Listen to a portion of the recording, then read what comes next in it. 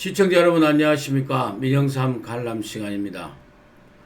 오늘 이 시간에는 자중질환에 빠진 불법 친목협의체 사+1 왜 자중질환에 빠졌는가, 그 이유에 대해서 여러분과 함께 말씀을 나누고자 합니다. 지금 국회는 16일까지 문희상 국회의장이 여야 원내교섭단체 3당 대표들이 합의를 해라. 선거법이든 또 공수처법을 비롯한 패스트트랙법에 대해서 합의를 하라고 16일까지 논 상태에서 지금 소강 상태에 들어가 있습니다. 마치 문희상 국회의장이 중립적으로 회의를 진행하기 위해서 다시 국회의장 본분의 자세를 찾아와서 중립적인 입장으로 여권의 앞제비가 되지 않고 합의와 타협을 종용하는 그런 심판의 자세를 갖고 온 것처럼 보이지만은 실질적으로는 그러지 않습니다. 민주당이 어떤 그 합의안 4+1에 우선 선거법이든 공수처법이든 검경수사권 조정 관련법이든지 간에 합의안 이미 다 끝났으면은 민주당이 이미 문희상 의장한테 오다 줘가지고 바로 본회의 13일 날 다 처리해버렸겠죠. 그거 안 하겠습니까? 우리가 아무리 우리 국민을 우습게 본다고 그렇게 생각하면 안 되죠. 문희상 의장이나 민주당 측도. 우리들이 다 압니다. 그 속내를. 왜 그렇게 자중질환이 벌어졌을까요? 일단 선거법만 갖고 얘기하겠습니다. 선거법을 가지고 민주당이 자기들 4+1의 합의를 뒤집은 겁니다. 뒤집어 가지고 4+1의 지금 5개 단체가 5개 정당 그룹이 합의를 못 봐요. 합의를 못 봤습니다. 단일화를 못 냈습니다. 특히 손학규, 심상정, 정동영 이 세 대표는요, 선거법에 대해서 아예 반대하면서 민주당한테 공개적으로 처음에 한 약속을 지켜라. 그렇게 얘기를 하고요. 정의당 심상정 같은 경우에는 완전히 본인 입으로 지금 뒤통수 맞았다고 그러면서 일장춘몽이 꿈이 깨져본 겁니다. 일장춘몽이 꿈이 깨져버렸어요. 이게 원래 이제 여러분들 하도 얘기를 해서 많이 아시지 않습니까? 원래 팩트트랙에 들어가 있는 원안대로 225 플러스 75에 100% 연동률로 적용을 하면은요, 심상정 정의당 같은 경우에는 한 30석 이상이 돼버립니다. 지역구에서 몇 석이 되든지 간에 7%만 얻어도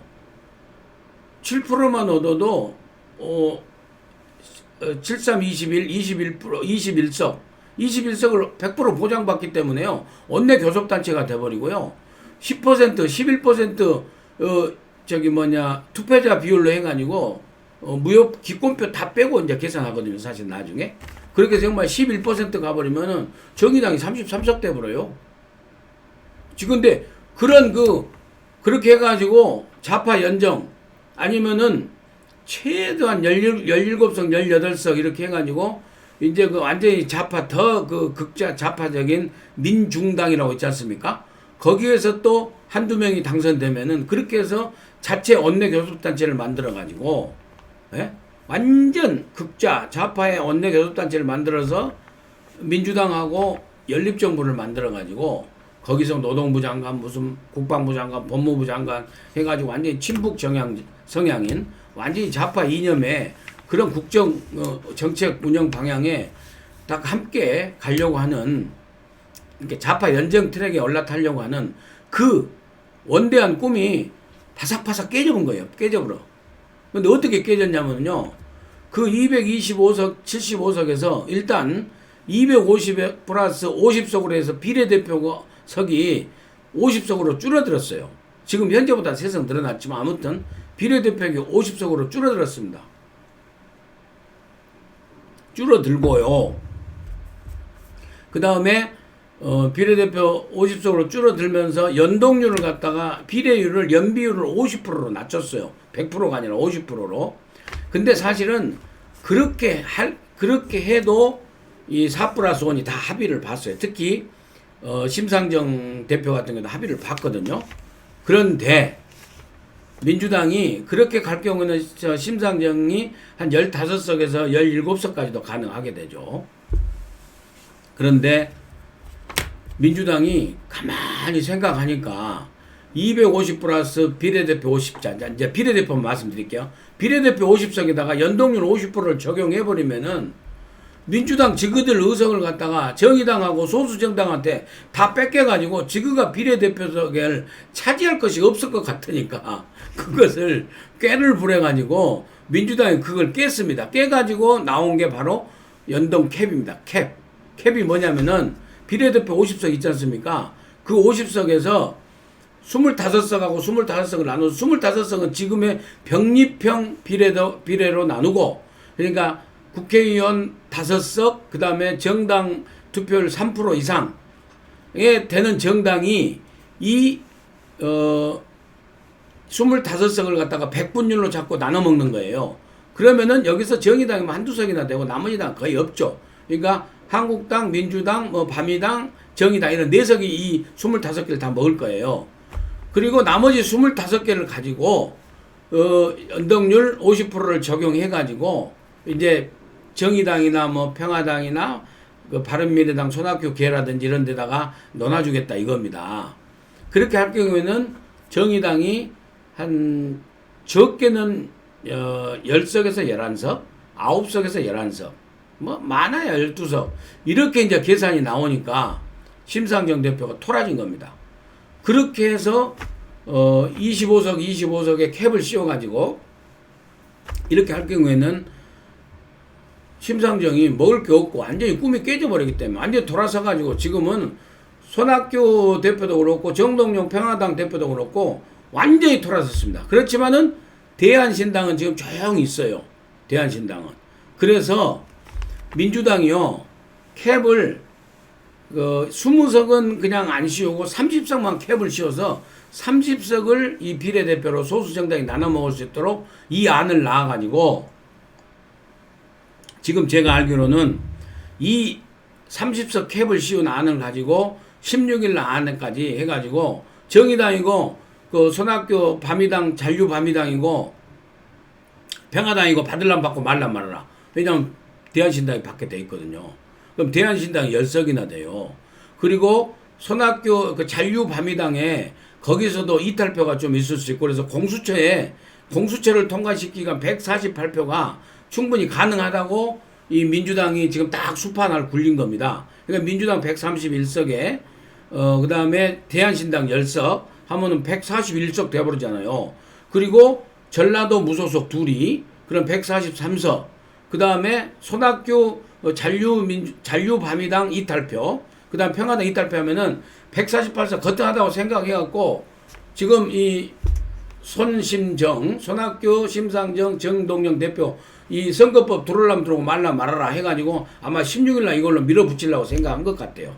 이렇게 해서 진짜로 자중질환을 일으킨 이유가 민주당이 완전히 배신해버린 거예요. 지금 도토리 당들, 잔챙이 당들 갖다가 배신해버린 거죠. 왜 배신했냐?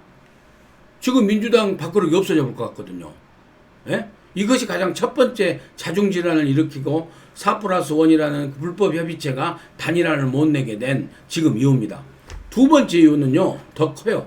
두 번째 이유는 뭐가 있냐면요, 은근히 이 좌파 선동하는 게요, 보수 진영의 분열책을 노리는 속셈이 딱 있어요. 제가 그거 알아차렸습니다. 여러분 한번 생각해 보십시오. 지금 손학규 잔류당이 쪼개졌지 않습니까? 그러면은 유승민 당이 지금 나오잖아요. 유승민 당이 벌써 현재 유승민 당 지역구만 나와도 9석 아닙니까? 그러면 수도권에서 뭐 개혁보수네 혁신보수네 하면서 보수당이 쪼개져 가지고 한국당, 그 다음에 우리공화당, 그 다음에 유승민당 이렇게 쪼개지면은 보수가 한 당으로 합치지 않고 표가 나눠져 버리지 않습니까? 그렇게 되면은 보수 분열로 해가지고 어디로 덕을 봅니까? 정의당이나 다른 소수 정당들이 무슨 녹색당이나 청년당이나 이런 당이 갖다 이익을 봐볼 수가 있지 않습니까? 그렇게 해서 보수를 갖다 하나로 못 뭉치게 해서 유승민 신당을 갖다가 한국당하고 통합을 못 시키게 이렇게 지금 마당을 깔아주는 거예요. 예? 그렇게 해서 5석이든 10석이든 갖다가 먹을 수 있도록 이렇게 미끼를 딱 던져주는, 밑밥을 던지는 이런 아주 못된 보수 분열의 속셈, 음험한 음모가 숨어 있다. 그걸 갖다가 우리 민영상 칼럼에서는 단독으로, 특종으로 지금 분석을 해냈습니다. 그리고 세 번째 이유는요, 더 웃겨 부릅니다. 더 웃겨 불어요. 여기 지금 석패율 제도가 또 있거든요. 그건 복잡하니까 제가 설명을 안 드렸는데, 아무튼 석패율은 지역에서 떨어진 사람들, 아깝게 떨어진 사람을 갖다가 비례대표로도 출마를 시켜서, 그러니까 비례대표 후보로도 등록을 시켜가지고 아주 아깝게 떨어진 사람들, 석패한 사람들을 한 명을 구제해준다. 이렇게 되거든요. 이게 사실은 독일의 통일을 이끈 독일의 콜 총리 있지 않습니까? 독일 콜 총리가 사실은 이 석패율 제도에 의해서 지역구에서는 떨어져가지고 이 석패율 제도에 의해서 비례로 들어와서 사실 총리가 된 그 사례가 있거든요. 근데 우리 한국을 봅시다. 이거 할 일도 아니지만은요. 자, 해요. 합시다. 저희들 음모를 가지고 저희들끼리 자 해도 누가 당선됩니까? 예? 누가 아깝게 떨어집니까? 2등으로 1등한테 한국당한테 1등한테 아깝게 떨어진 사람이 누굽니까? 자, 특히나 호남 지역에서 민주당한테 아주 아깝게 떨어진 사람이 누굽니까? 박지원 후보가 아깝게 떨어질 거 아닙니까? 그러니까 완전히 구와 구태 중진들 퇴출 대상들이 석패율 제도로 의하고 비례로 이중 등록해가지고 딱 당선돼서 올라고 지금 그러고 있어요. 그러니까 목포에서 예를 들어서 민주당의 후보가 1등 당선되고 박지원 2등 나고 다른 후보가 3등 4등 났지 않습니까? 그러면은 이 아깝게 떨어진 가장 득표율이 많은 이 사람은 비례대표 되면은 한석을 주겠다 이거예요. 그걸 갖다가 권역별로 하지 말고 권역별로 하자, 전체적으로 하자. 배라부터 전체적으로 6석을 갖다가 이 석패율 제도로 넣는다고 해가지고 또 비례대표가 딱 지금 일테면은 그 시쳇말 하면 짱박아 놨어요. 딱 숨겨놨어. 알박 해놨어요 지금. 이게 완전히 국악 중진들 살아남을 이런 아주 못된 음모가 또 있습니다. 이런 안을 갖고 나오니까 이게 지금 단일안이 서로 안 된 거예요. 말하자면은. 그래서 사실은 13일 날 본회의에 처리가 안 된 거지. 물론 한국당이 그 회기 일정에 관한 안건으로 보고 필리버스를 걸어가지고 문희상 의장이 좀 주춤한 것도 있긴 하지만은 그것은요, 문희상 의장 하려면 얼마든지 해버려요. 솔직히 막말로 하면은. 물론 막을 방법도 있지만은. 그래서 실질적으로는 13일 날 본회의가 7시 반에 문희상 의장이 못하겠다라고 16일로 연기해 놓은 그 속내는 바로 그 진짜 이유는 4+1의 자중질환이다. 그리고 그 자중질환이 벌어진 진짜 이유는 바로 이 세 가지. 민주당이 표를 갖다가 나중에 소수당들한테 뺏기게 생겼으니까 이 룰을 바꿔본 거고요. 캡을 씌워본 거고요. 그 다음에 보수 분열 책동에 지금 음모가 거기에 숨어 있고요. 그 선거법에. 그리고 석패율제로 해가지고 아주 퇴출 대상들이 갖다가 다시 살아 돌아오려고 하는 이런 지금 추악한 음모가 있는 이 제도 때문에 자기네들끼리 지금 이 단일안이 안 된 겁니다. 여러분 웃기죠? 예. 어떻게든 16일 날요 이 안을 가지고 한국당이 보수 통합을 이룰 수 있는 이런 선거법도 이렇게 딱 내가지고 하는데 지금도 저는 한국당의 안이 좋다고 봐요. 아니 지역구 늘리자는 거예요. 지역구 270석으로 늘리고 비례대표 싹 없애고, 예? 지역구 늘려줄게. 농어촌 지역에 다 너희들 늘려줄게. 지역구 270개는 280개는 늘리고 비례대표 없애고 그렇게 해서 하자 이거예요. 그렇게 해서 협상을 하자.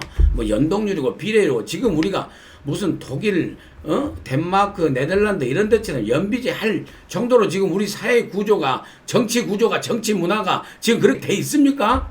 이렇게 헐벗고 뜯고 지금 무슨 대통령이 무슨 황제처럼 이렇게 굴면서 사법부도 장악하고 입법부도 장악하고 이렇게 다 장악해가지고 행정부의 장이 상권 분립이 다 무너진 이런 사회에서 무슨 의회의 기능이 대의 정치의 의회 기능이 살아나겠습니까? 이런 판국에 무슨 저는 현실적으로 맞지도 않다고 봅니다. 그렇지만 이미 제도적으로 패스트트랙을 탔기 때문에 한국당도 할 수 없이 그 연비제의 취지를 살리는데 그 협상을 안 할 수는 없다고 저도 생각은 합니다만은 아무튼 그건 제가 두고 보고요. 아무튼 이런 이유 때문에 지난 13일 날 깨진 겁니다. 16일 날 다시 한국당이 정신 차리고 계속해서 그 약점을 갖다가 이제 수법으로 이 패스트트랙 저지 투쟁에서 이길 수 있다고 봅니다. 네, 오늘 끝까지 시청해 주셔서 대단히 감사하고요. 또 다시 찾아뵙도록 하겠습니다. 감사합니다.